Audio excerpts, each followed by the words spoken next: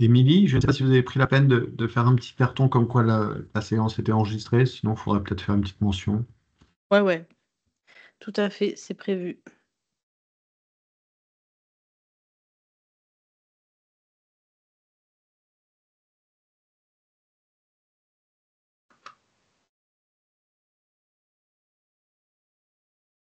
Bonjour à tout le monde, bienvenue dans ce premier webinaire d'une série de 4 visant à associer les acteurs de l'écosystème à la préparation de l'arrivée du règlement espace européen de données de santé.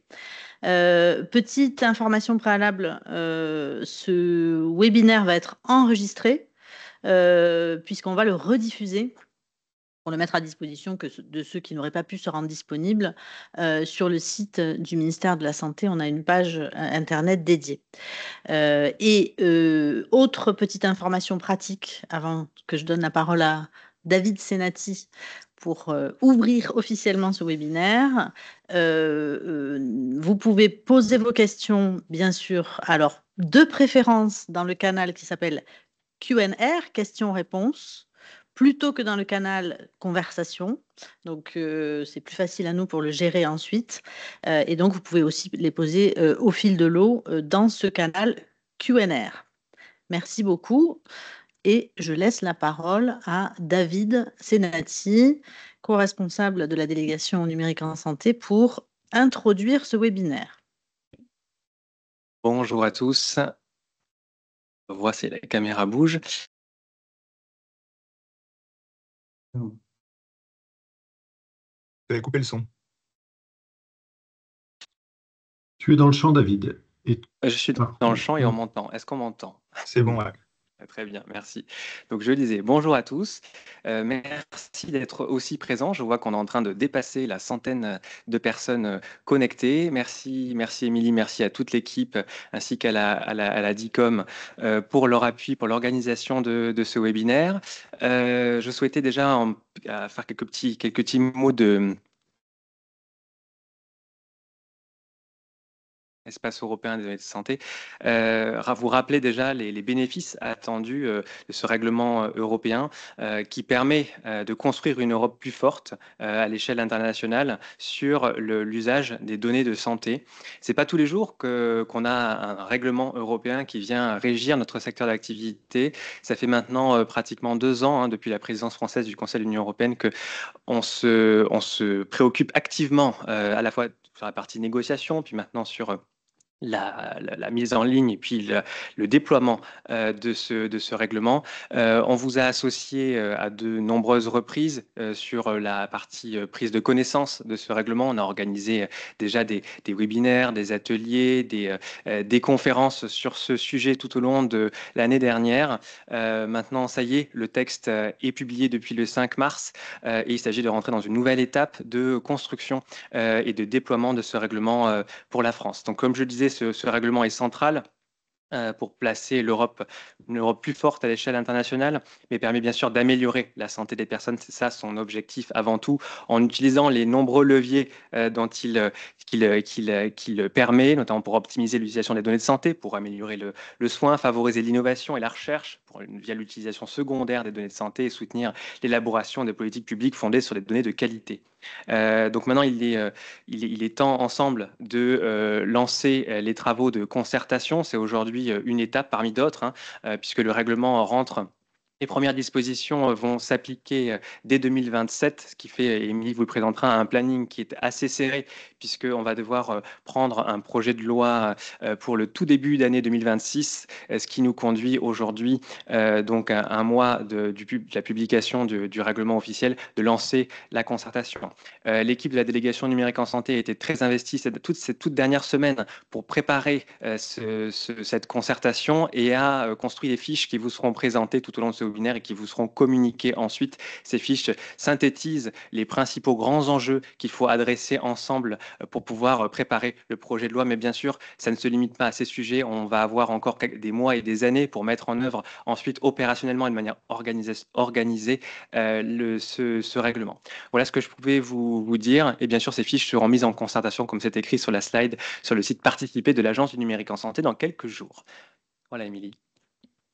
Merci beaucoup. Avant de passer dans le vif du sujet avec la présentation des fiches, on s'est dit que ça pouvait être utile de faire un petit rappel des principaux points clés du règlement finalement à retenir. Alors, bien sûr, ça ne vous dispense pas, et j'en suis un peu navrée, mais de la lecture du règlement, parce que rien ne vaut une lecture de la part des acteurs concernés eux-mêmes directement, hein, pour arriver à bien le comprendre et à bien se l'approprier. Alors nous, on a fait en sorte d'essayer de vous faciliter le travail au maximum. J'espère qu'on y arrive et qu'on y est déjà arrivé un peu et qu'on continuera d'y arriver.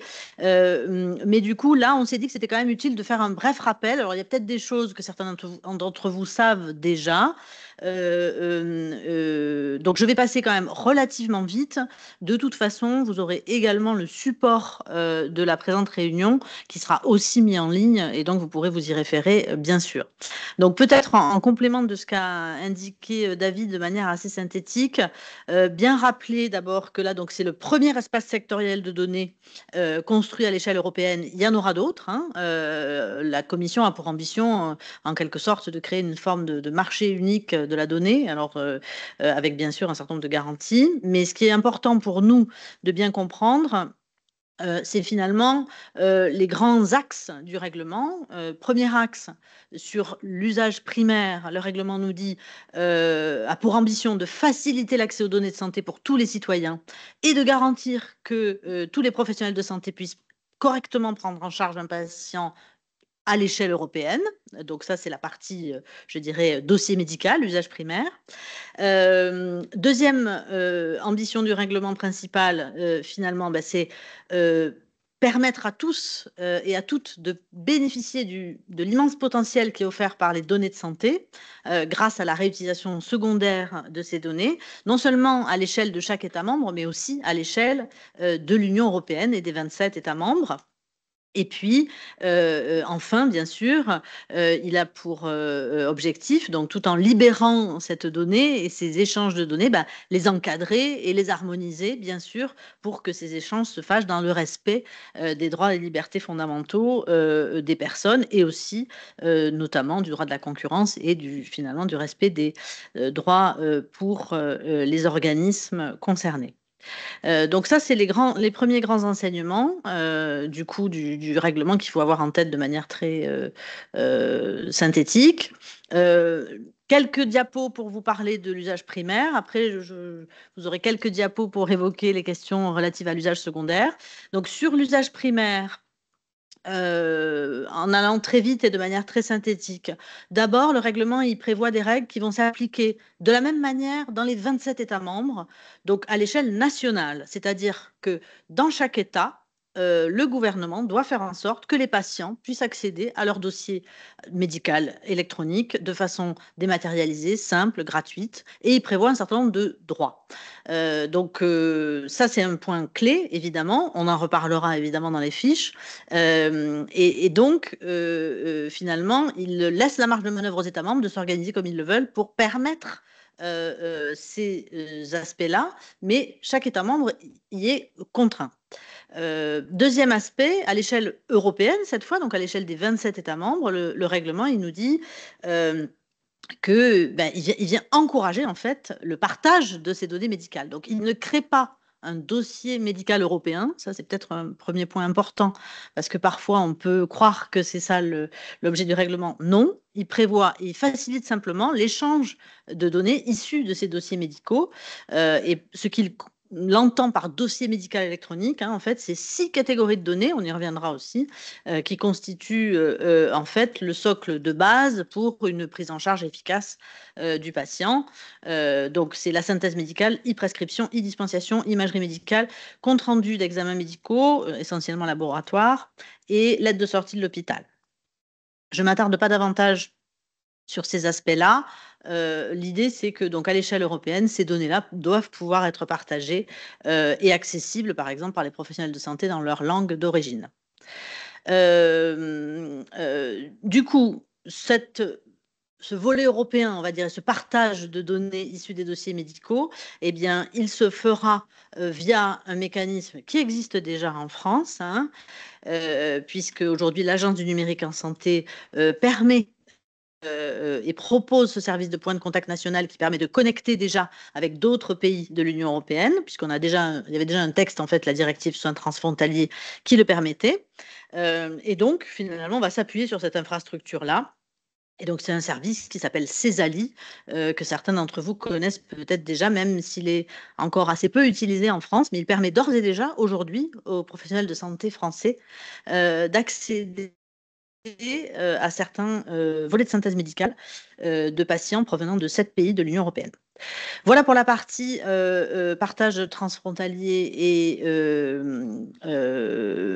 du dossier médical électronique.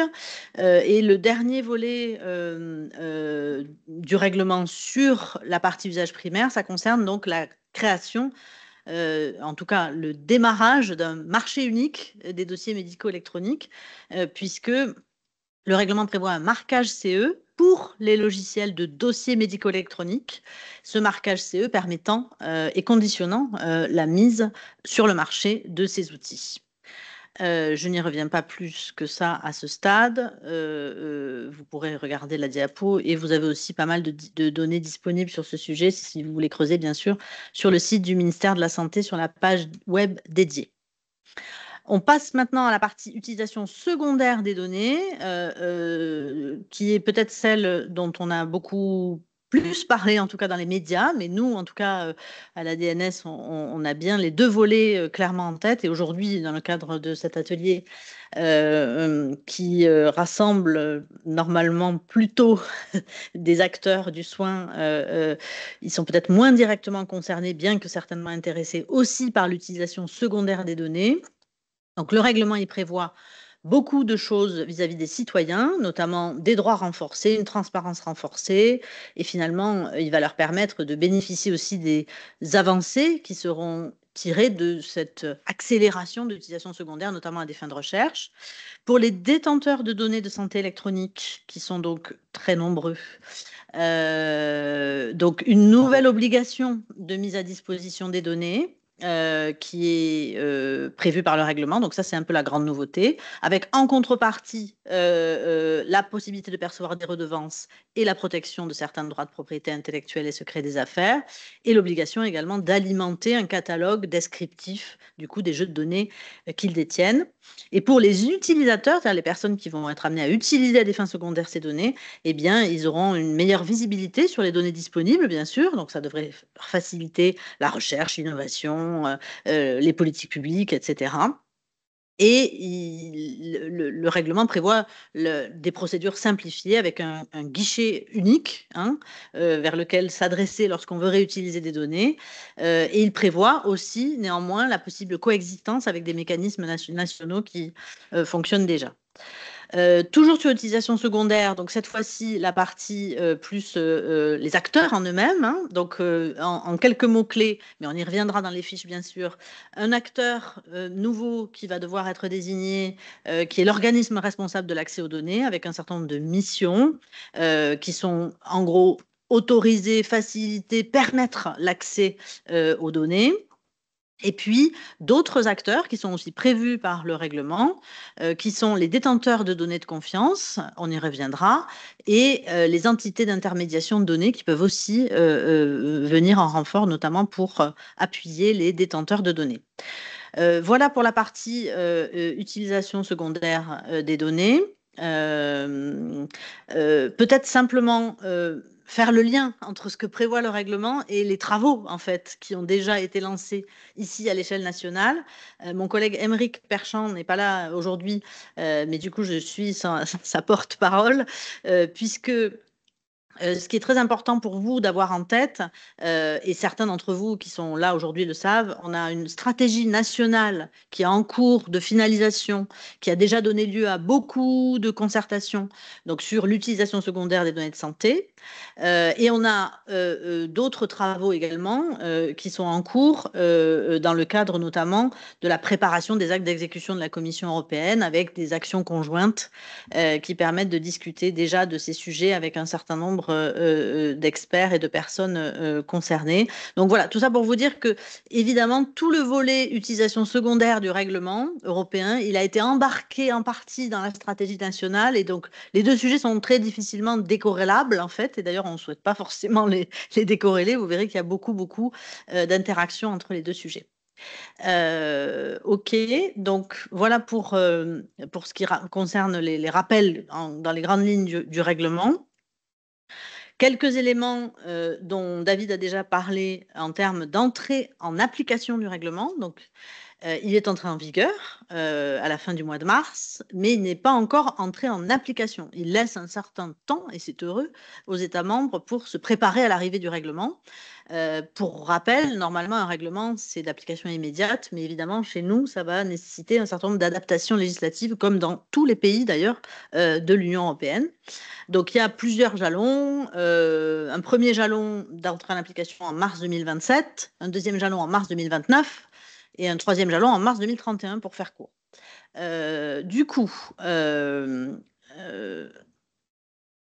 ça, c'est une slide beaucoup plus détaillée. Ça, c'est vraiment pour le niveau expert de ceux d'entre vous qui voudront aller regarder de façon un peu plus proche qu'est-ce qui entre en application précisément à quelle date. OK. Donc, on arrive à l'objet de notre webinaire du jour, qui est la concertation, du coup, qu'on a souhaité, nous, lancer, la DNS, sur une thématique précise qui est le règlement arrive, on a un certain nombre de modifications législatives à faire, on a des arbitrages, du coup, à obtenir, et pour ce faire, et donc sur ces grands arbitrages, on va lancer une concertation qu'on a voulu en 2 temps. Donc, on a fait une première phase de discussion avec les acteurs du premier cercle, notre cercle proche, et les acteurs directement impactés à l'échelle des pouvoirs publics, les ministères, l'assurance maladie, la CNIL, l'Agence du numérique en santé, la plateforme de données de santé. Et aujourd'hui, on commence du coup cette deuxième vague de concertation beaucoup plus large auprès de l'ensemble des acteurs de l'écosystème. Du coup, le calendrier, alors il est extrêmement serré.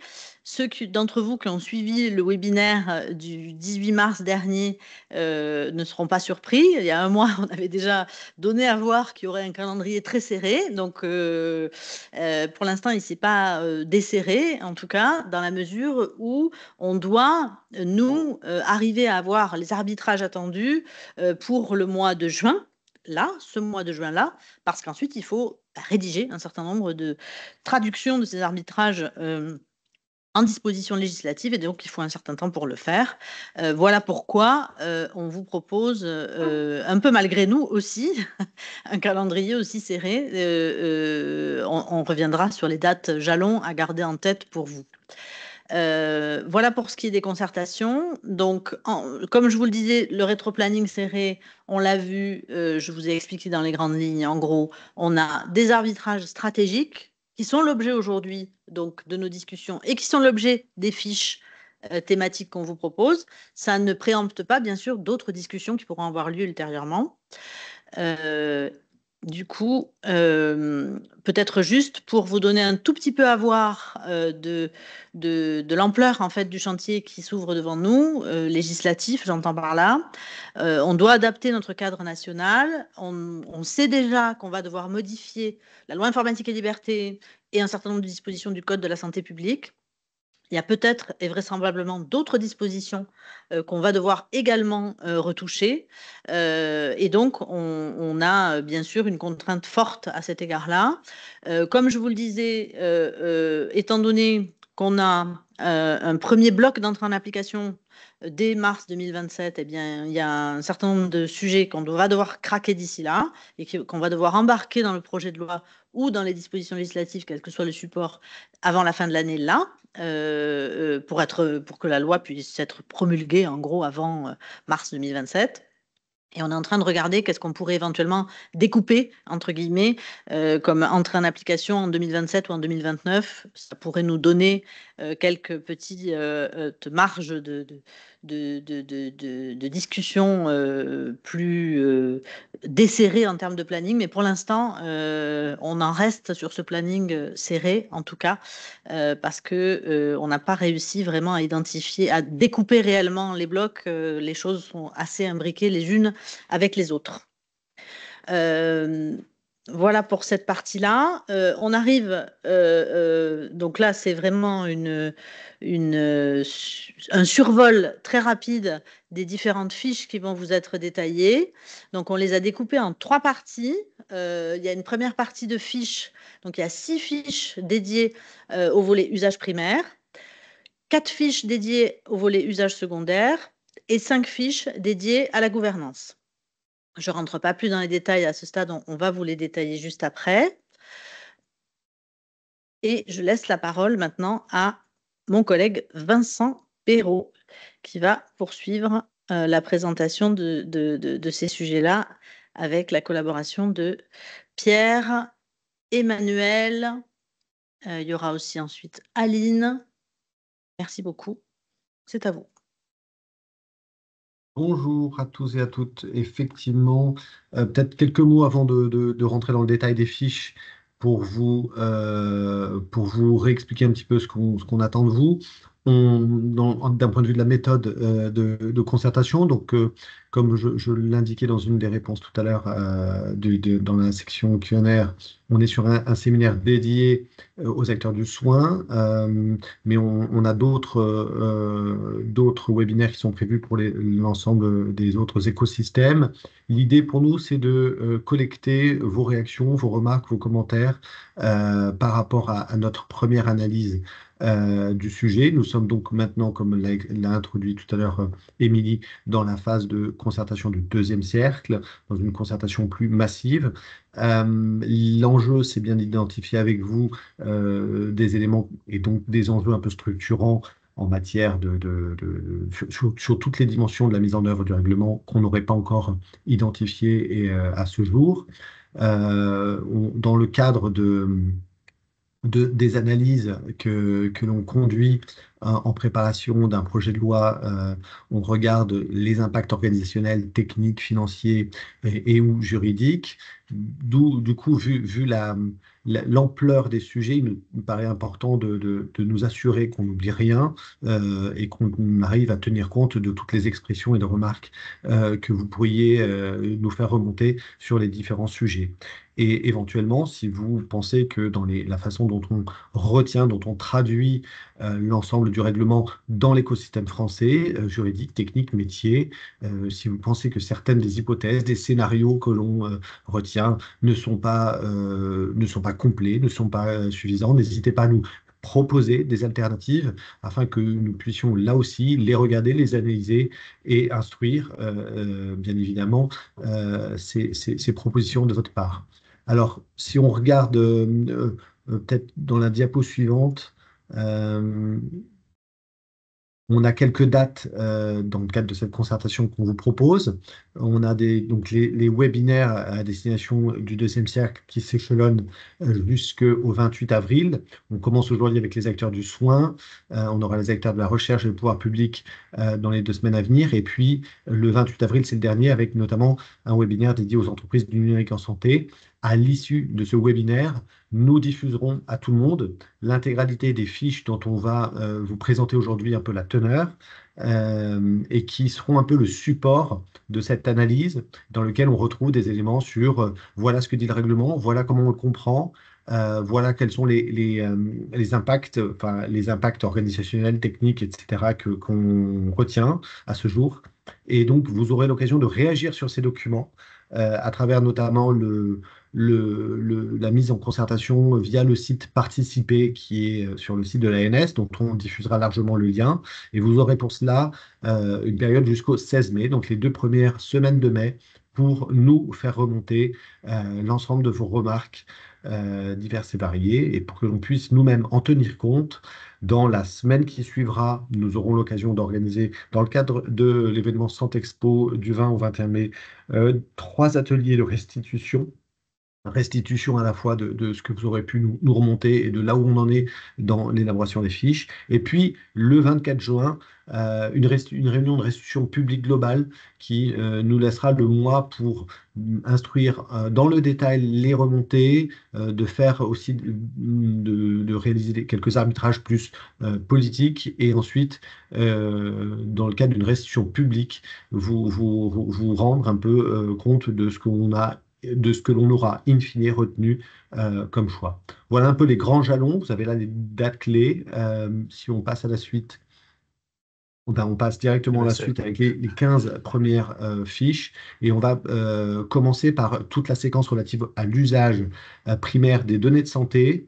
Et donc, on a encore devant nous une petite heure. Il faut qu'on parle des 3 sujets. Je rappelle aux intervenants, donc usage primaire, usage secondaire et gouvernance. Et pour les acteurs de soins, on va essayer d'avoir en tête les 2 premiers chapitres qui va surtout intéresser, je pense, l'ensemble des établissements et des professionnels de santé. Pierre, je te laisse la parole. Merci beaucoup, Vincent. Alors, effectivement, 15 fiches, ça veut dire qu'il faut aller assez vite. Dans cette première fiche, il s'agit de faire de Mon Espace Santé le service d'accès aux données pour les citoyens. Donc, la problématique, concrètement, c'est de mettre en œuvre tous les nouveaux droits des patients qui sont consacrés par ce règlement européen, ici, sur le territoire national. Il y a plusieurs enjeux qui ont été identifiés concernant cette problématique. Le premier, c'est que finalement, la plupart des nouveaux droits sont déjà mis en œuvre dans la plateforme Mon Espace Santé, mais il faudra intégrer du coup les droits restants, notamment le téléchargement au format européen ou la délégation d'accès à un tiers. Autre enjeu, autre droit également pour les patients, celui de pouvoir récupérer les documents de santé qui sont produits dans les autres États membres de l'Union européenne dans son profil Mon Espace Santé. Des enjeux législatifs également, il faudra modifier la loi pour mettre en œuvre les obligations pour que les acteurs envoient les données de santé électroniques dans les profils Mon Espace Santé, y compris les données de dispensation. Et également, on profitera de tous ces travaux pour prendre en compte les recommandations du Comité citoyen 2024 sur la mise en œuvre effective de ce règlement relatif à l'espace européen des données de santé. Concernant le scénario envisagé cette fois, c'était déjà dans le titre de la fiche, mais il s'agira de faire de Mon Espace Santé le service français d'accès aux données. Finalement, le scénario retenu ici, il n'y en a qu'un seul, c'est celui de s'articuler autour de Mon Espace Santé, puisque toute alternative serait nécessairement plus coûteuse et moins efficace au regard des exigences qui sont fixées par le règlement pour les patients. Dans ce scénario, il y a des évolutions qu'on va pouvoir prendre en compte avec l'assurance maladie directement dans les cycles de développement continu qui sont déjà financés dans le cadre du marché public.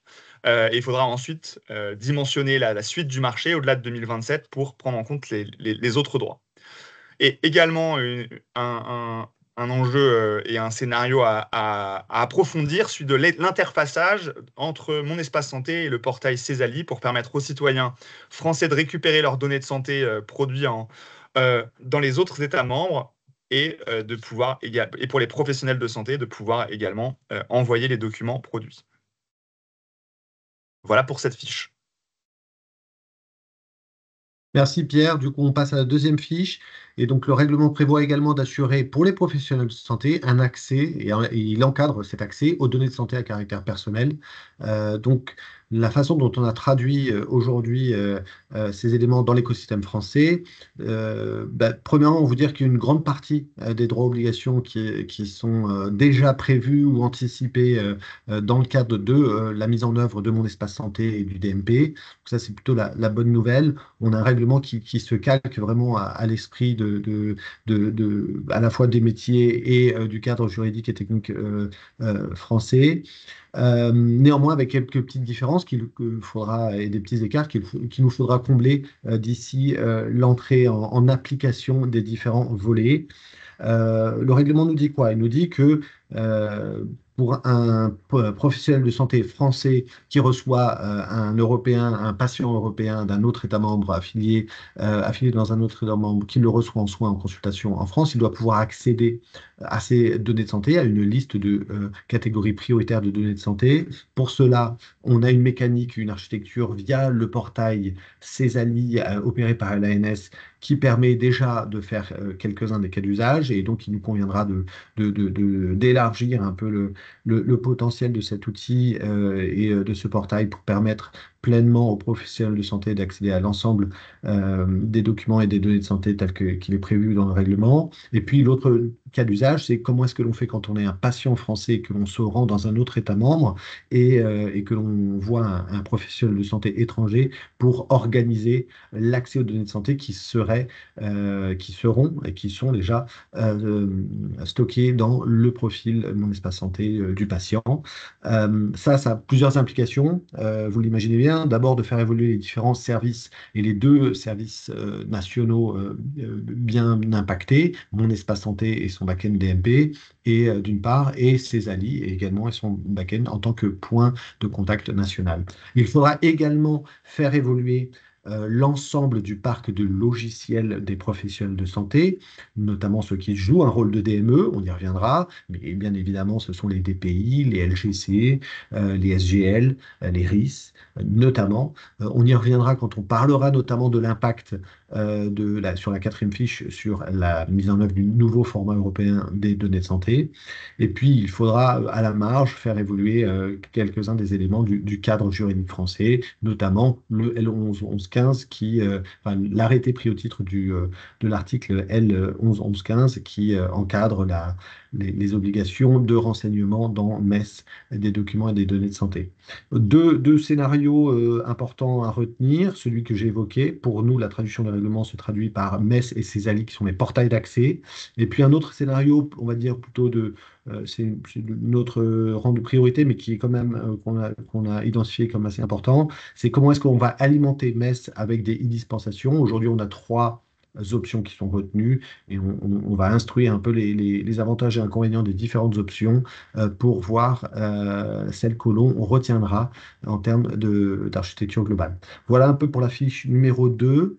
Je vous propose de passer à la fiche numéro 3 et là aussi une fiche autour de est-ce que la France sera en capacité de partager les catégories de données prioritaires, celles qu'évoquait notamment tout à l'heure Émilie dans son propos introductif. Le règlement nous dit dans son article 14 et dans son annexe 1, voilà la liste des catégories prioritaires de données de santé. Et du côté de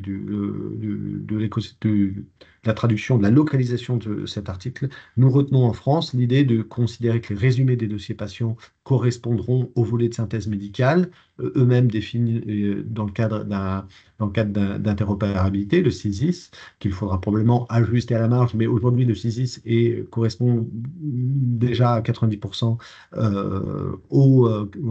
au standard international en vigueur. On aura les prescriptions électroniques également, les dispensations électroniques.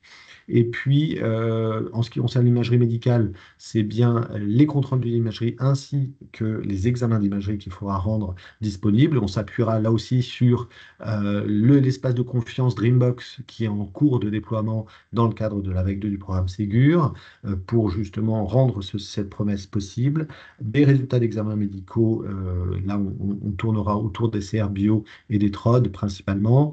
Et puis, considérer que les rapports de sortie d'hôpital seront alignés, ou plutôt l'inverse, les lettres de décision de sortie au titre du L1112-1 seront alignés sur ce qui sera retenu in fine dans le rapport de sortie d'hôpital d'un point de vue des règlements européens. Donc, on n'envisage pas à ce stade, la France n'envisage pas d'élargir, alors que le règlement nous permet de le faire, d'élargir cette liste de données de santé. On restera sur ces données que l'on traduira dans le cadre du contexte français en documents de santé, dans le cadre de nos différents cadres d'interopérabilité.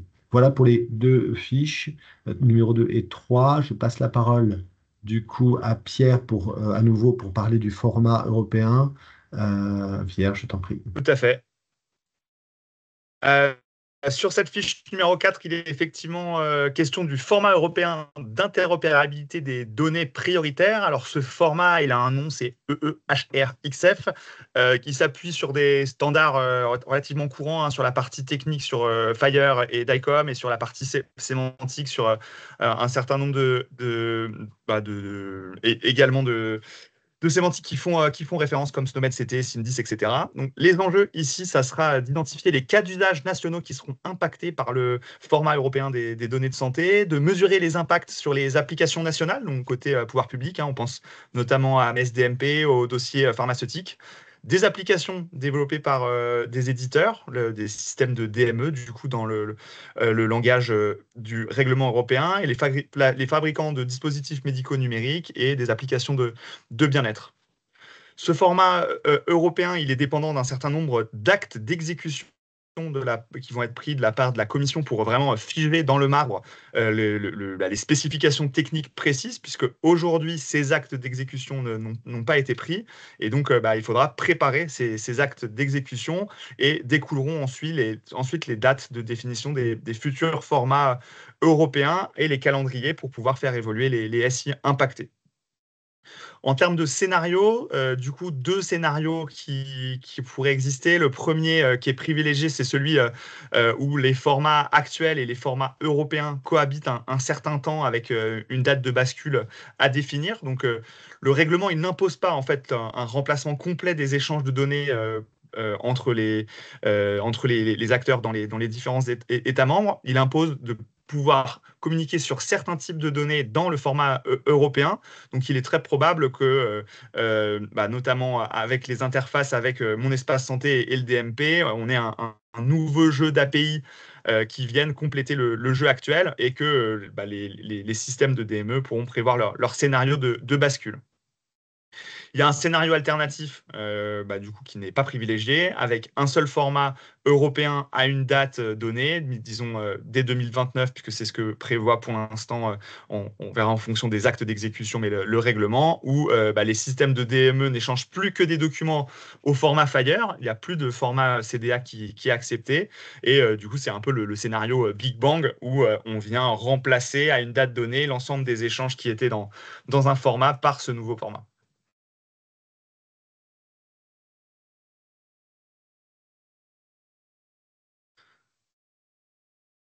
Ici, c'est moi aussi, Vincent?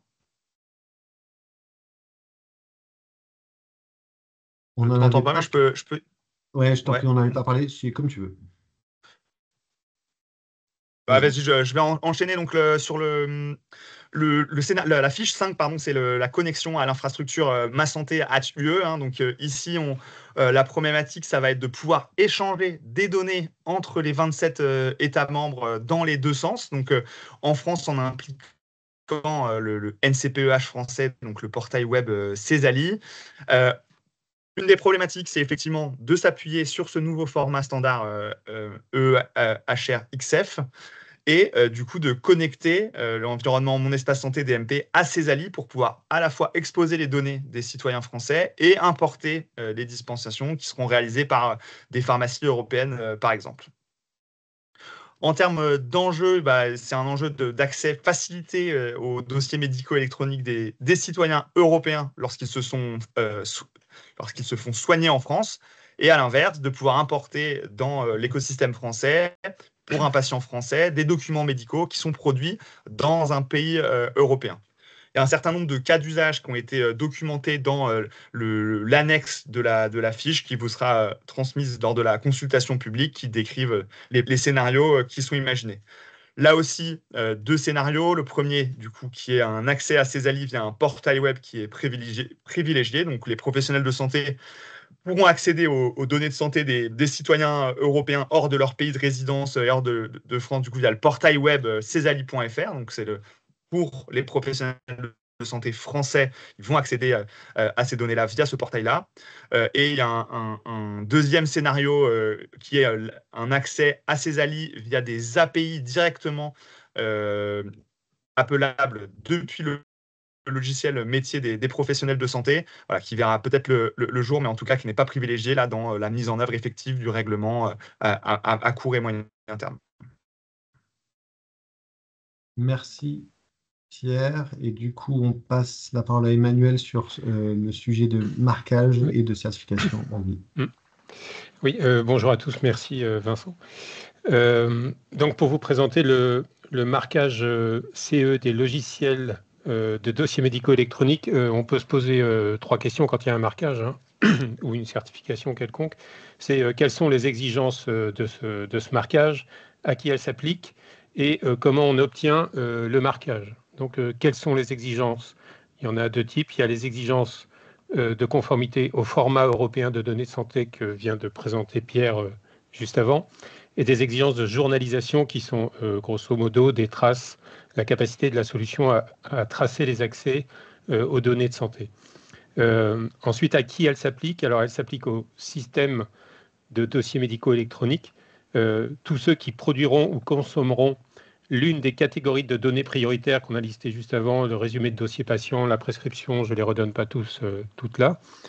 Et ça s'applique aussi aux dispositifs médicaux et aux DM in vitro, j'ai vu qu'il y avait une question dans le chat, et au système d'information d'IA à haut risque si les fabricants, les fournisseurs de ces solutions allèguent, revendiquent d'une certaine façon une interopérabilité avec un système d'information DME. Voilà, c'est un peu long, mais c'est ça. Et ensuite, comment on obtient le marquage chez eux? Alors là, c'est en fait chaque acteur en fait va auto-évaluer la conformité de son système à ses exigences. Il y aura un système de test d'interopérabilité qui sera mis en œuvre par l'ANS pour tous les tests d'interopérabilité et de conformité au format. Voilà. Après, il y a un cas particulier pour les applications de bien-être où là, ce sera une labellisation, mais les exigences sont les mêmes.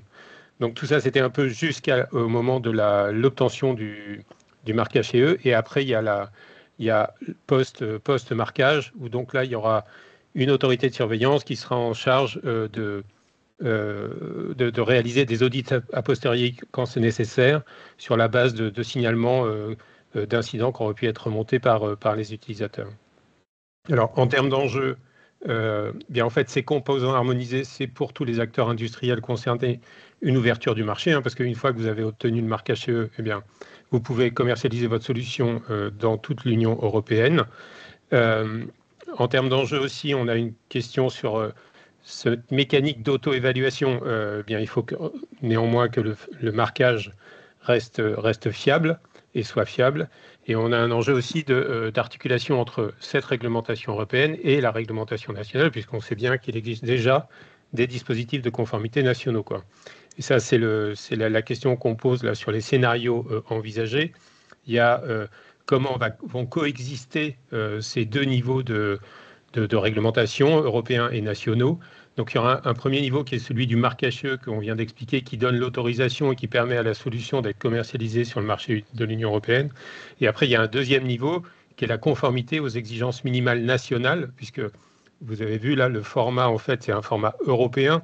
Donc, il ne va pas embarquer l'INS, il ne va pas embarquer le RPPS ou le FINES, par exemple, toutes ces particularités nationales, mais qui font que ça va marcher en France, quoi. Donc, il y a les dispositifs actuels qui existent de vérification de conformité vont perdurer avec les certificats de conformité qui permettent après la prise en charge par l'assurance maladie ou permettent aussi de déclencher des financements des acteurs. Là où on a une variante, c'est la question qu'on se pose, en fait, c'est est-ce que ce système, cette modalité de vérification de conformité, d'auto-évaluation par les acteurs qui va exister pour le marquage CE, est-ce qu'on l'étend ou pas à la certification de conformité nationale, ou est-ce qu'on aurait un peu 2 modes, un mode auto-évaluation et un mode vérification a priori? Ça, c'est un peu la question qu'on vous pose d'ailleurs aussi. Et après, si vous avez identifié d'autres enjeux, évidemment, d'autres scénarios, d'autres impacts, évidemment, c'est tout l'objet de la concertation. Voilà. J'ai terminé. Merci Emmanuel. Avant d'attaquer sur le deuxième volet qui concerne l'utilisation secondaire des données, un petit point sur les questions-réponses qui sont dans le fil. Merci beaucoup d'abord parce que je vois que vous êtes hyper motivés, plein de questions hyper intéressantes. J'ai essayé de répondre un peu au fil de l'eau à certaines pour lesquelles j'avais la réponse, mais je suis loin d'avoir la réponse à toutes les questions, et notamment sur les volets un peu plus techniques. Peut-être quelques éléments d'abord.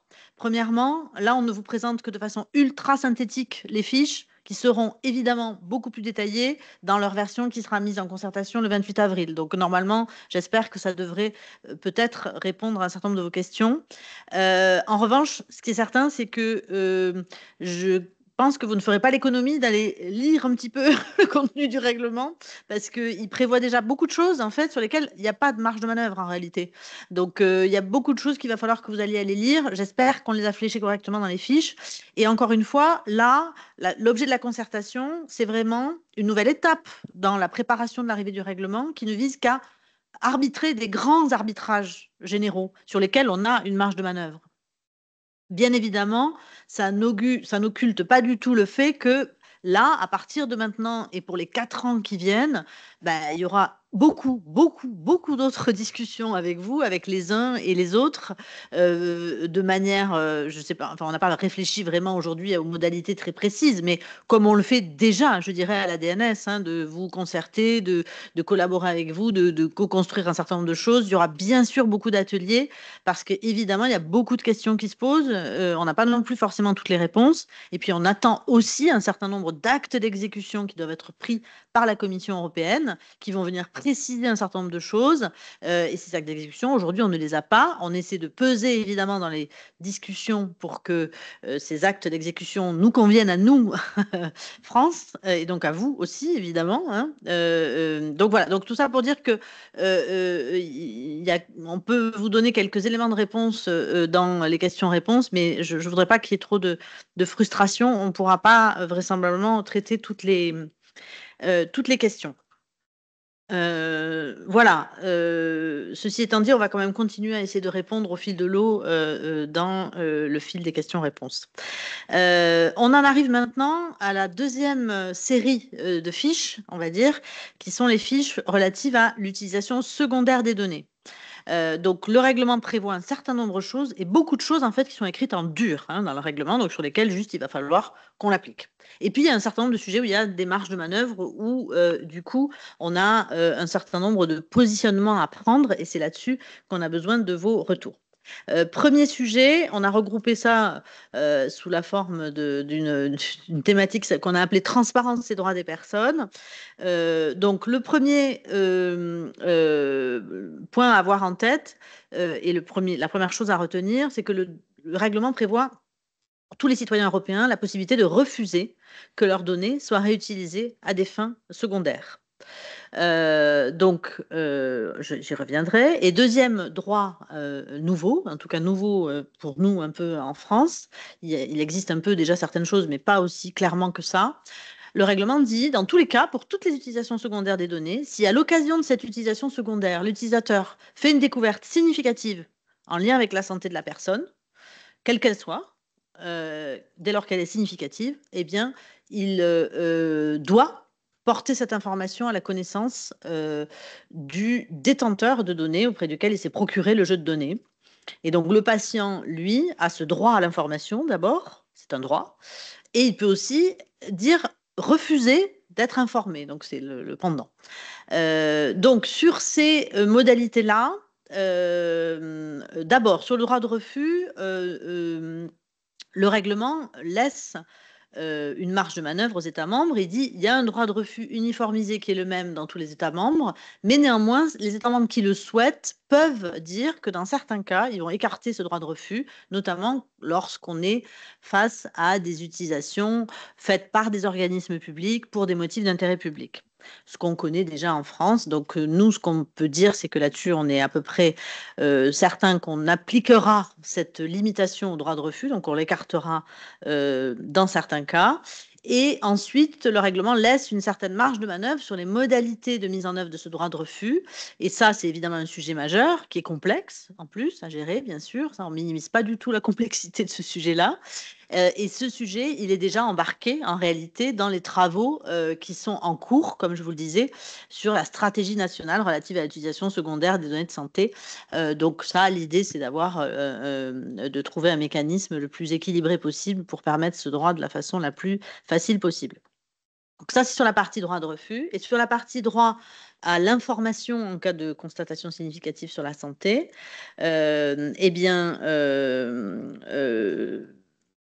nous, il va falloir qu'on trouve un moyen finalement de mettre en œuvre ce droit-là, ce qui n'est pas si simple non plus. Et ce sujet va également être embarqué en termes de modalités pratiques dans la stratégie nationale qui est en cours. Voilà pour la première des fiches relatives à l'utilisation secondaire. Deuxième fiche, elle concerne les détenteurs de données. Alors, les détenteurs de données de santé électronique, donc ça, c'est vraiment une définition importante. On n'y revient pas beaucoup dans cette fiche parce qu'on part du principe que vous tous, vous avez lu le règlement et que vous avez clairement en tête que le règlement prévoit une définition ultra large de ce qu'il entend par données de santé électronique dans le cadre d'utilisation secondaire. Donc, c'est toutes les données qui, de près ou de loin, sont en lien avec la santé, qui concernent aussi bien le patient qui peuvent être aussi des données complètement anonymes, juste sur des stats du système de santé des pays, et qui peuvent concerner aussi, par exemple, les professionnels de santé. Donc, c'est vraiment un périmètre ultra large. Donc, je pense que tous les gens qui nous écoutent aujourd'hui sont des détenteurs de données, de près ou de loin. Donc, le règlement prévoit plusieurs marges de manœuvre. Il exclut quand même du périmètre des détenteurs de données, en gros, les micro-entreprises, les petits, les entreprises ou les organismes de petite taille. Et il dit aux États membres, mais si vous voulez, vous, États membres, vous pouvez les embarquer. Nous, a priori, on considère que le périmètre est déjà très vaste, donc a priori, on n'envisage pas d'embarquer les petits détenteurs de données. Deuxième sujet important, le règlement prévoit que les États membres peuvent désigner des entités d'intermédiation de données, qui sont des organismes qui vont en réalité venir appuyer les détenteurs de données pour les aider à accomplir leurs obligations et notamment les aider à mettre à disposition les données ou être en mesure de le faire, donc les aider notamment à faire le catalogue et à mettre en qualité les données par exemple. Et puis, le règlement prévoit aussi l'existence d'une certaine forme de super catégorie de détenteurs de données, qui sont les détenteurs de données de confiance, qui, eux, ont un rôle élargi par rapport aux détenteurs classiques et qui vont pouvoir exercer une part d'autonomie dans leurs actions en termes de préparation des autorisations d'accès, en termes de fournir effectivement l'accès à ces données. Et donc ça, c'est vraiment une piste qu'on creuse avec beaucoup d'attention. Et donc ces détenteurs de données, ils vont devoir être désignés par les États membres et cette procédure et ces modalités de désignation seront définies dans le cadre de la stratégie là aussi nationale relative à l'utilisation secondaire des données.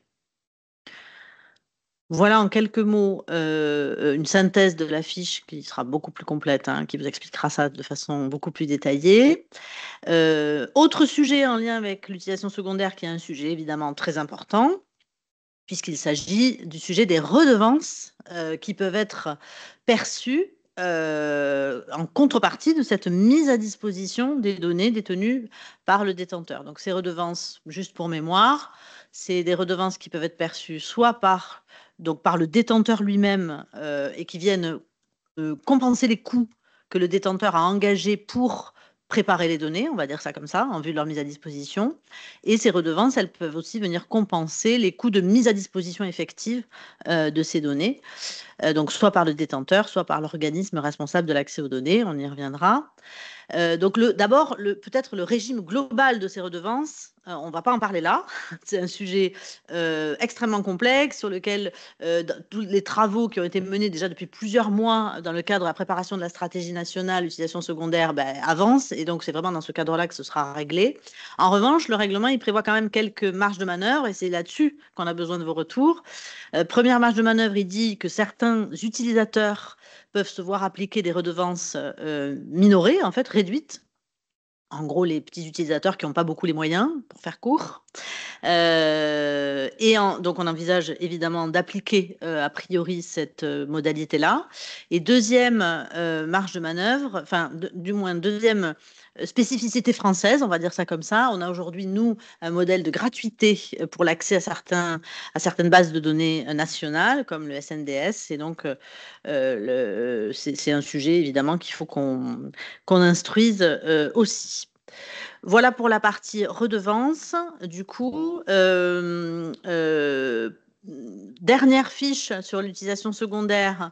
Donc, on va parler données éthiques et réutilisation des données. Alors, on a regroupé là dans une même fiche des sujets qui sont un peu de nature diverse, mais c'était pour pas non plus démultiplier les fiches. En fait, donc il y a d'abord un premier sujet de savoir l'évaluation éthique en fait des projets d'utilisation secondaire. Le règlement laisse marge de manœuvre aux États membres pour l'organiser, cette évaluation éthique. Aujourd'hui en France, on a plusieurs mécanismes divers selon qu'on est sur des recherches impliquant la personne humaine ou n'impliquant pas la personne humaine. On a des comités locaux, etc. On a le CESRES, le CRNIPH. Bref, on a un grand nombre d'organismes qui interviennent. L'idée, c'est de voir comment on peut faire pour simplifier le paysage administratif sur ces questions-là. Donc ça, c'est un enjeu important. Deuxième série de marge de manœuvre, on va dire, laissée aux États membres. Je l'ai dit, le périmètre des données concernées est très, très vaste et le règlement dit vous pouvez en rajouter encore, vous, les États membres. Bon, on ne va pas le faire. Déjà, le périmètre harmonisé est déjà suffisamment important de notre point de vue. Troisième sujet, la question des annotations et de l'enrichissement des données. C'est le cas où l'utilisateur, lorsqu'il réutilise des données, se rend compte peut-être qu'il y a quelques erreurs ou alors considère que c'est utile d'enrichir, d'améliorer, d'apporter des éléments complémentaires aux données qu'il a eues et il souhaite porter ces informations à la connaissance du détenteur initial. Et donc ça, le règlement dit qu'on peut l'obliger. Donc nous, a priori, on partirait plutôt sur la piste de ne pas l'obliger, mais en revanche d'encourager cette pratique, mais de la laisser finalement à l'appréciation des détenteurs de données. Dernière série de marges de manœuvre, le règlement dit que on peut prévoir des garanties supplémentaires qui vont venir encadrer la réutilisation de certaines catégories de données. Typiquement, ça concerne notamment les données génétiques ou les données omiques au sens large. Alors, pas que, ça en concerne, il y en a 4 ou 5 séries. Vous verrez dans la fiche, c'est détaillé. Et donc là, on se dit qu'on a besoin vraisemblablement de temps supplémentaire et d'une réflexion supplémentaire pour pouvoir approfondir ce sujet. C'est un sujet qui peut être reporté à 2029. Donc, typiquement, a priori, on se dit qu'on a le temps, mais en même temps, c'est intéressant aussi à ce stade de recueillir vos retours sur cette question si vous en avez. Voilà pour la partie utilisation secondaire. Avant de passer peut-être à la suite qui nous fait basculer dans le sujet gouvernance, peut-être, j'ai pas du tout pu regarder du coup les questions-réponses puisque j'imagine qu'il doit y avoir pas mal de questions-réponses. Je vais peut-être, Julie, je sais pas si tu veux prendre la parole pour compléter sur un ou deux sujets, s'il y a une ou deux questions qui te paraissent importantes peut-être à reclarifier, mais sinon, j'aurais tendance à vous dire que... Vas-y, je t'en prie. Alors, on a une question sur les redevances qui est est-ce que c'est précisé que les redevances doivent prendre en compte le coût réel ou s'il est permis de prévoir une marge pour compenser notamment certains investissements? Alors, ça, c'est une question pour le coup, qu'on nous a déjà beaucoup posé. Le règlement prévoit que, d'abord, une redevance, elle doit venir compenser les coûts. Alors, ces coûts doivent toujours être des coûts réels, déjà, première chose. Et la redevance ne doit pas permettre de faire de bénéfices, hein, elle doit venir couvrir les coûts. Après, est-ce qu'on peut faire rentrer dedans des investissements? En soi, il n'y a pas d'obstacle à ce point-là. Tout dépend de quel type d'investissement on veut y faire rentrer, et pour autant qu'il corresponde à une réalité et qu'on puisse vraiment émarger cet investissement et le rapporter au coût pratique de l'utilisation pratique. Donc ça fait partie typiquement des discussions qui sont en cours, hein, dans le cadre de la stratégie d'utilisation secondaire des données. Donc, je pense qu'on aura l'occasion, et vous aurez l'occasion les uns ou les autres, de pouvoir en échanger dessus. Du coup, si ça vous va, je continue sur cette fois-ci. Donc, on passe à la partie gouvernance. Je vais peut-être aller un peu plus vite. Ça vous concerne peut-être un peu moins directement, encore que, hein, ça vous concerne quand même aussi, vraisemblablement. Le règlement prévoit la désignation d'un certain nombre d'autorités et d'entités nationales, en fait, chargées à l'échelle nationale, et ce, dans les 27 États membres, finalement, de la mise en œuvre du règlement, pour faire court. Il y a une première série d'entités qui sont les entités en charge des chapitres 2 et chapitre 3. Donc, une autorité de santé numérique pour le chapitre 2, une autorité de surveillance des marchés pour le chapitre 3. Chapitre 3, c'est le marquage CE pour les logiciels de dossiers médico-électroniques. Donc là-dessus, nous, on part du principe que on a d'abord un existant, hein, on a aujourd'hui pour les missions qui sont décrites dans le règlement pour l'autorité de santé numérique, aujourd'hui elles sont exercées par la DNS, par nous, donc la délégation du numérique en santé, et par l'agence du numérique en santé. L'autorité de surveillance des marchés sur le sujet des logiciels de dossiers médico-électroniques, évidemment, elle n'existe pas. Donc là, ça pourrait être le ministère, ça pourrait être une autre entité, ça fait partie des scénarios. Aujourd'hui, la seule autorité qu'on connaît en termes de surveillance des marchés sur un sujet qui est proche, entre guillemets, c'est l'ANSM, hein, puisque l'ANSM, elle est autorité de surveillance des marchés pour les dispositifs médicaux, dont notamment les dispositifs médicaux numériques. Mais donc voilà, donc il y a des articulations à prévoir, en tout cas, c'est sûr. Deuxième scénario, ce serait l'idée de confier l'intégralité des missions à la fois autorité de santé numérique, pardon, et autorité de surveillance des marchés à une ANS, du coup très très renforcée et du coup avec des missions revues en profondeur. Troisième scénario, créer une nouvelle autorité ad hoc, nouvelle en fait, avec l'ensemble de ces missions-là. Voilà, ça fait partie des pistes de scénario qu'on propose. Deuxième, la fiche suivante, s'il vous plaît, merci. Donc là, c'est l'autre autorité que l'État doit désigner. C'est l'organisme responsable de l'accès aux données. Il peut y en avoir un, il peut y en avoir plusieurs, hein. Alors ça, c'est un sujet qui a déjà été pas mal débattu. Pour le coup, j'imagine que les uns et les autres, vous en avez déjà entendu parler.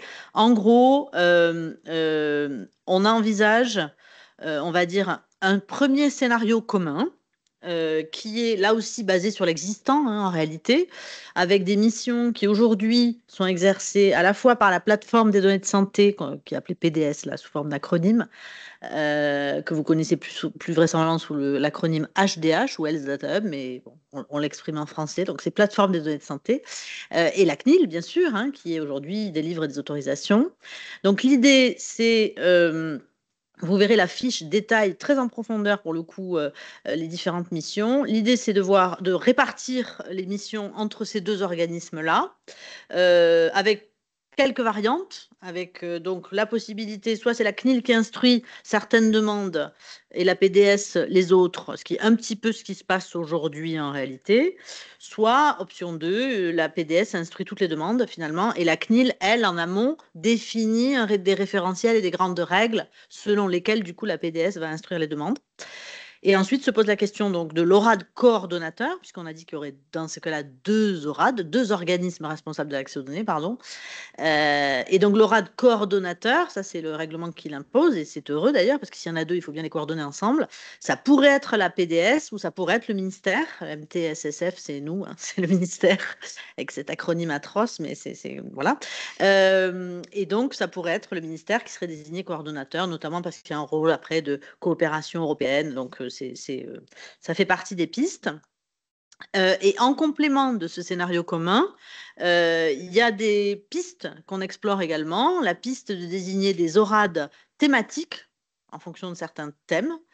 Et bien sûr, la piste qu'on a évoquée déjà de désigner des détenteurs de données de confiance.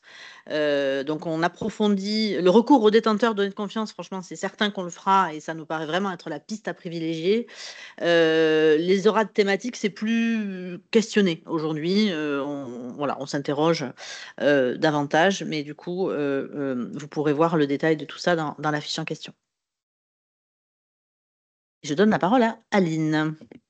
Merci beaucoup, Émilie. Moi, je vais vous parler de la fiche numéro 13. On est toujours dans les thématiques d'instances de gouvernance que la France va devoir désigner. Et là, on va parler plus particulièrement de ce qu'on appelle les points de contact nationaux, puisqu'on a donc cette obligation de nommer les points de contact qui seront les points de contact pour les infrastructures d'échange européens. L'infrastructure pour les échanges dans le domaine de l'usage primaire, c'est l'infrastructure européenne qui s'appelle Ma Santé @UE. Et il y a ensuite une seconde infrastructure pour aussi l'échange entre les pays européens, qui est une infrastructure européenne qui s'appelle cette fois-ci pour l'usage secondaire données de santé @EU. Donc l'ensemble des pays européens ont cette obligation pour chacune des infrastructures donc de nommer des points de contact nationaux.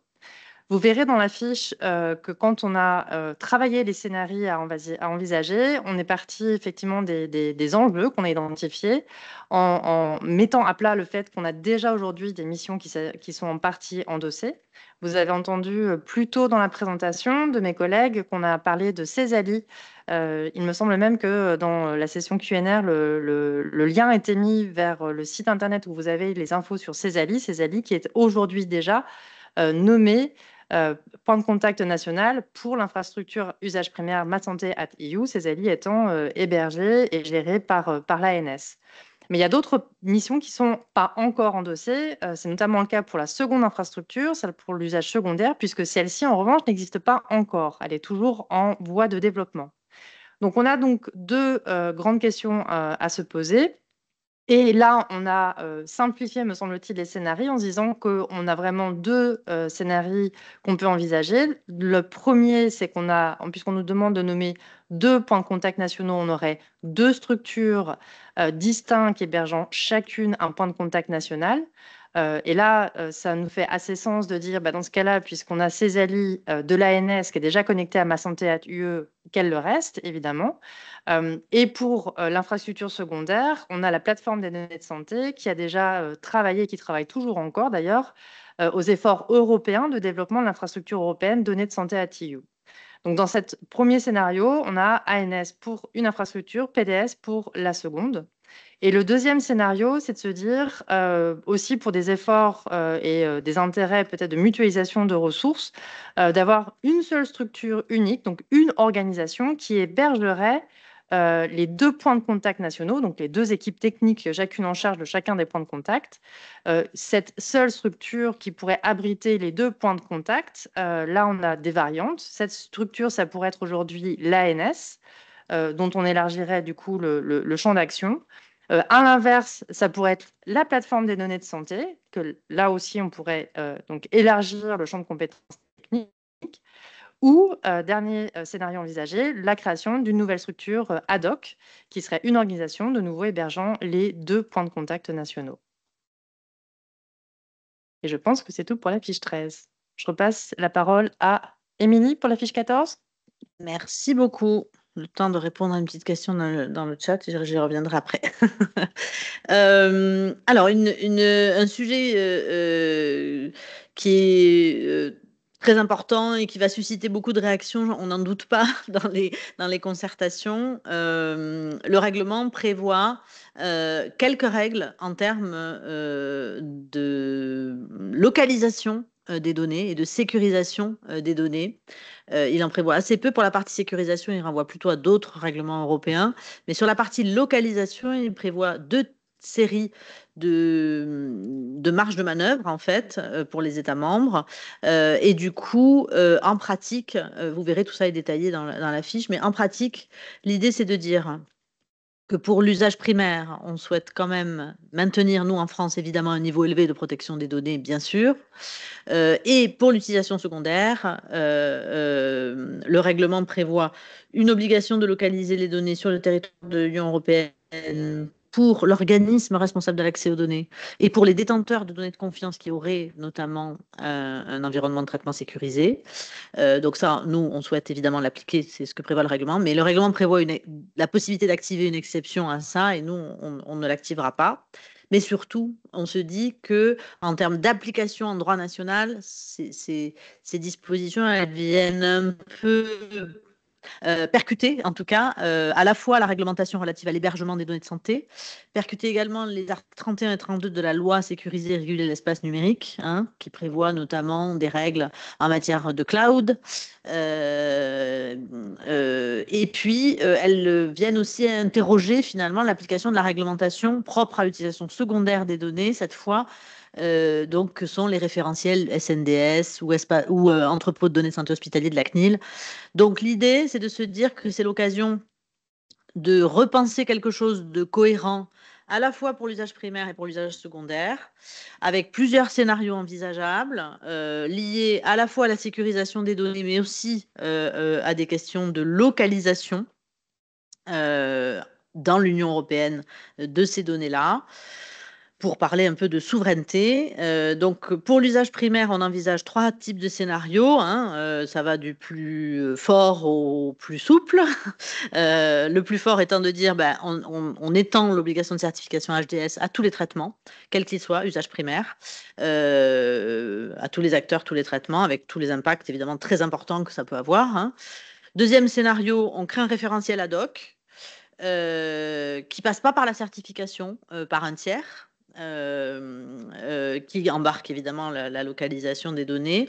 Et finalement, on maintient le périmètre de la certification HDS sur son périmètre actuel. Troisième scénario, on se limite à une obligation de stockage des données dans l'Union européenne pour les acteurs du soin et on fait disparaître toute idée de certification finalement. Voilà. Donc ça, c'est les premières séries de scénarios qu'on propose pour l'usage primaire. Et pour l'usage secondaire, finalement, on applique un peu le même raisonnement, mais avec la conscience qu'évidemment, pour l'usage secondaire, il y a des règles propres et il y a des exigences spécifiques, notamment en termes de pseudonymisation des données, par exemple, qui font qu'on ne peut pas, bien sûr, partir purement et simplement et appliquer purement et simplement le référentiel HDS à la sphère utilisation secondaire. Donc, on se dit premier scénario un peu le plus fort, quoi, on va dire, c'est on prévoit une certification de type HDS, hein, avec une certification par un tiers. Deuxième scénario, on crée un référentiel ad hoc. Et là-dedans, on fait une refonte finalement des référentiels SNDS et entrepôt de données de santé de la CNIL, par exemple. Et on les combine un peu avec le référentiel HDS, sans forcément associer non plus un certificat, ça c'est à voir. Et troisième scénario, on pose juste une obligation à la fois de traitement et de stockage des données dans l'Union européenne, mais cette fois-ci, on l'étend à tous les détenteurs par rapport à ce que prévoit le règlement aujourd'hui, qui ne la prévoit que pour l'organisme responsable de l'accès aux données. Voilà pour faire très court sur cette fiche qui va, j'en suis sûre, susciter pas mal de retours. Et on vous remercie par avance d'ailleurs. Et la dernière fiche, qui n'est pas la moindre non plus, le règlement prévoit un certain nombre d'obligations, un certain nombre d'exigences, et il prévoit assez peu de sanctions en fait harmonisées. C'est-à-dire il prévoit en dur quelques sanctions, uniquement pour utilisation secondaire des données, aux articles 63 et 64. En gros, il prévoit des sanctions administratives, des amendes, quoi, pour faire court, que l'ORAD pourra prononcer à l'égard soit d'un détenteur, soit d'un utilisateur qui ne respecterait pas certaines règles posées par le règlement. Et après, le règlement, il dit, vous, États membres, vous devez prévoir des sanctions pour tout le reste. Vous faites comme vous voulez, vous appliquez des sanctions dans votre corpus national à votre convenance, mais vous devez prévoir des sanctions. Donc, on a essayé de faire un exercice qui, là, pour le coup, est assez, se veut aussi pédagogique, pour le coup. Vous le verrez. D'abord, on propose des premières grandes orientations. Déjà, on exclut l'état des sanctions, en fait, ce qui est assez classique, hein, ce qui a été fait notamment lors de la transposition du RGPD. Et pour l'État, finalement, on prévoit des sanctions plus spécifiques, qui sont plus ou moins des sanctions, on va dire, enfin, en tout cas, qui sont des sanctions vraiment très, très adaptées. Deuxième principe, lorsque des amendes administratives sont prévues, on les applique aussi bien aux organismes publics qu'aux organismes privés. Et enfin, lorsque les autorités qu'on a vues, la autorité de santé numérique, organisme responsable de l'accès, ne respecteraient pas certaines obligations qui sont posées dans le règlement pour elles, notamment des obligations de respect de certains délais, par exemple, eh bien là, on appliquerait les règles classiques du recours contentieux administratif normal. Ça, c'est les premières orientations. Et ensuite, dans la fiche, vous verrez, on détaille tous les manquements, toutes les sanctions associées, et on précise bien les cas de sanctions déjà prévus par le règlement. Donc, vous verrez, en fait, il y en a. J'ai parlé déjà d'une série sur les compétences de l'ORAD, et puis après, il y a tout un tas de sujets qui sont liés aux droits des personnes et qui là sont renvoyés à la compétence de l'autorité de protection des données, donc de la CNIL en France chez nous. Donc, ça, c'est le truc classique qui est déjà en vigueur. Mais ensuite, il y a un certain nombre d'autres sujets qui nécessitent finalement de prendre des sanctions. Donc, on propose 3 sanctions nouvelles pour des manquements relevant de l'usage primaire, 7 sanctions nouvelles pour des manquements relevant de l'usage secondaire et une sanction pour la partie sécurité et hébergement des données potentielles. Si on fixe des règles, les organismes qui ne les respecteraient pas, il faut évidemment aussi qu'ils puissent être sanctionnés le cas échéant. On est bien conscient qu'évidemment, il y a beaucoup d'impacts, beaucoup d'enjeux, qu'en créant des nouvelles sanctions, on crée du contentieux, qu'il y a un impact financier, notamment pour les acteurs concernés. Lorsqu'on parle des amendes administratives, c'est évident. Et l'idée, c'est aussi de vous donner à voir un peu des différentes gradations qu'on imagine dans les sanctions potentielles, hein, soit une amende administrative, soit une autre type de mesure administrative. Et dans certains cas, très rares, proposer éventuellement des sanctions pénales aussi, lorsque vraiment le manquement ou l'infraction finalement porte atteinte à l'ordre public. Voilà, je crois que j'en ai fini et ce faisant, on en a fini avec notre présentation des fiches. Du coup, on peut peut-être prendre, si c'est possible, je ne sais pas, quelques questions éventuellement. Peut-être essayer de regarder les questions qui n'ont pas donné lieu des réponses. Ouais, si tu veux.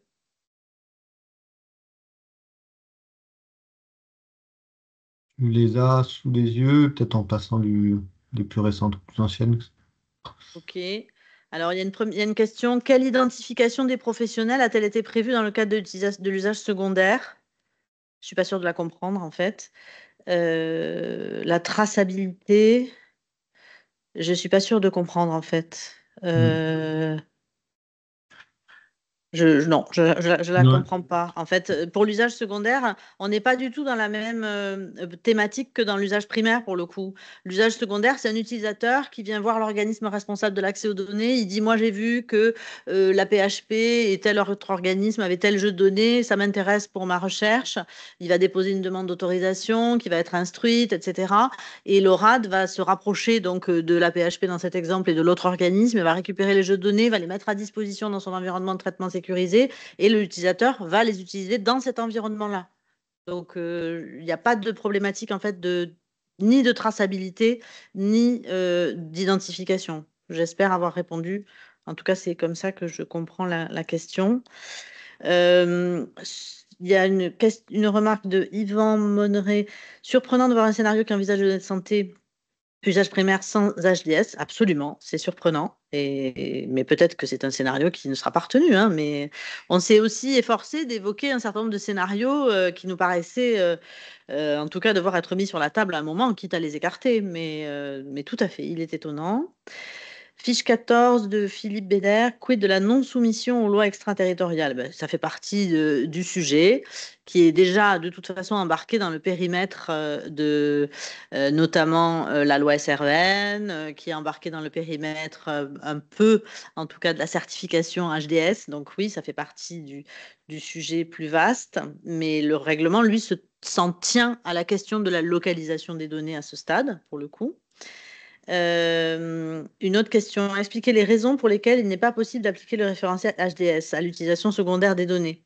Ça, c'est vraiment quelque chose qui nous est remonté beaucoup de la part de plusieurs acteurs, notamment du cercle 1, qui est de dire que finalement, alors il y a certaines règles qui peuvent être communes, hein, et d'ailleurs qui sont communes. Je crois que si on prend le référentiel SNDS, par exemple, il reprend certains éléments du référentiel HDS.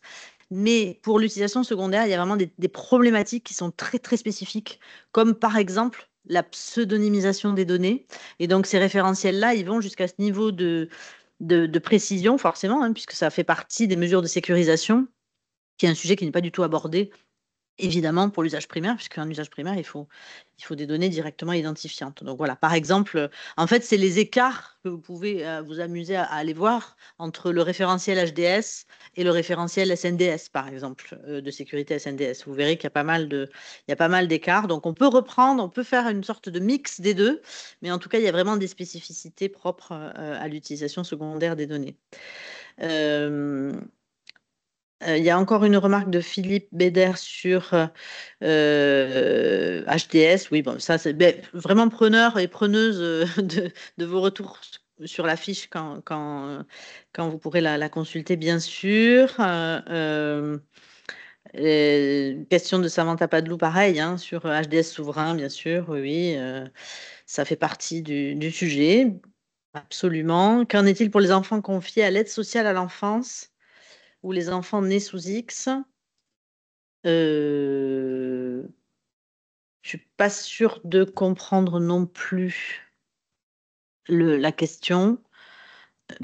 Je sais pas à quoi elle se rapporte. Ils sont dans le périmètre, en tout cas, du règlement, ça c'est sûr, comme n'importe quelle personne. Ensuite, Pascaline, bonjour. Les établissements de santé pourront-ils toujours octroyer des autorisations d'accès? Alors, typiquement, les autorisations d'accès, le mot final, il reviendra à l'ORAD, en sachant que les établissements ou les entrepôts, par exemple, qui seront désignés détenteurs de données de confiance, pourront avoir une grande marge de manœuvre quand même, de préparer l'autorisation, etc. Mais le mot final revient à l'ORAD. Donc ça, c'est un point qui est écrit comme ça dans le règlement. Alors, évidemment, nous, on fera en sorte que ça soit le plus souple possible, en effet, avec tout à fait à l'esprit ce que vous évoquez, hein, ne pas rajouter un niveau. Hein. L'idée, c'est vraiment ça. Hein. Donc, c'est de faciliter les choses et c'est même l'esprit du règlement. Donc, clairement, il y aura des procédures simplifiées et, on va dire, accélérées pour les détenteurs de données de confiance, justement. Donc, d'où l'intérêt de la désignation de détenteurs de données de confiance, en fait. Il y a encore une question. Donc, Lucie, qu'en est-il pour les mineurs? Durée du droit de refus pour les enfants mineurs. Donc là, je crois que j'ai répondu. OK. Ensuite, je crois que les autres ont été traités, sauf erreur de ma part, à moins qu'il y ait des nouvelles Ouais, depuis. il y en a eu quelques nouvelles. J'ai répondu aux journalistes de contexte sur le découpage en deux PJL. Tu regarderas Ah si oui, c'est correct ce que j'ai mis. Et il y a William. Un DM numérique type télésurveillance peut être un système de DME? Oui, si ce dernier ne génère pas de synthèse médicale. Alors, il peut être un DME, je ne sais pas. Là, il faut répondre. Il faut analyser. Là, je ne peux pas répondre comme ça. En revanche, ce qui est sûr, c'est qu'un DM numérique, très souvent, il va s'interconnecter avec un DME. Et donc, à ce titre-là, il sera soumis au marquage CE, si c'est ça la question. Peut-être à l'oral, la question de Rose Connor sur Ouais. le contrôle de la remontée de l'alimentation des données de santé par les PS. Ça soulève la question, je pense, en termes d'alimentation de MES par un PS étranger ou de consultation avec notamment la vérification des droits d'accès par rapport au type de PS, ce qui se traduit dans notre jargon, qui traduit notamment par tout ce qui est la doctrine en matière d'identité-vigilance d'une part et d'application de la matrice d'habilitation d'autre part.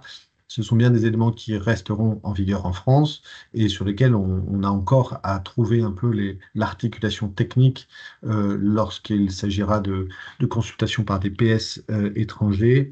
Des travaux sont en cours entre l'assurance maladie et l'ANS qui opère ces ALI et il existe déjà des réponses, notamment avec une grille de correspondance entre une matrice d'habilitation française et la matrice d'habilitation européenne qui existe, mais qui présente certaines limites, etc., etc. Donc ça, c'est bien prévu. Il est bien prévu de maintenir une stratégie de contrôle et une sécurisation par rapport au risque de mésusage potentiel. Encore faut-il décliner tout ça techniquement et le mettre en œuvre, ce qui n'est pas une mince affaire. Ok, merci. Je réponds à William. William, après, on pourra faire un one-to-one hein, si tu as d'autres questions, parce qu'on va peut-être mobiliser le chat, mais à dispo pour répondre à tes questions par ailleurs, si tu en as, évidemment. Ok. Et du coup, je crois qu'on a traité toutes les questions. Il me semblait qu'il y en avait une dernière qu'on avait laissée un peu de côté. Je la remonte pour la retrouver. Il me semble qu'il y avait une question, c'était de Samantha Padelou. Quelle place au partage de manière fédérée versus centralisation des données? Je vais laisser la parole à Julie sur cette question, parce que ça, c'est dans le cadre de la stratégie d'utilisation secondaire des données. Oui, tout à fait.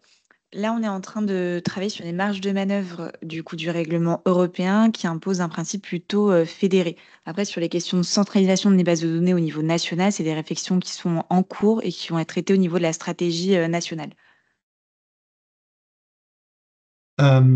Il reste une question également auquel on n'a pas répondu de Marie de Maison relative à la radiothérapie. Qui est-il attendu au niveau de la radiothérapie?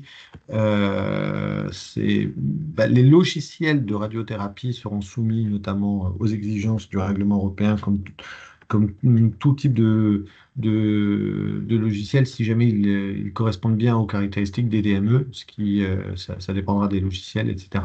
Donc ça fait le lien avec une autre question qui était, est-ce qu'on peut lister précisément les logiciels qui entrent dans la catégorie DME? Réponse qui ne sera pas simple à élaborer, mais dont on sent en tout cas l'utilité d'y apporter des éléments.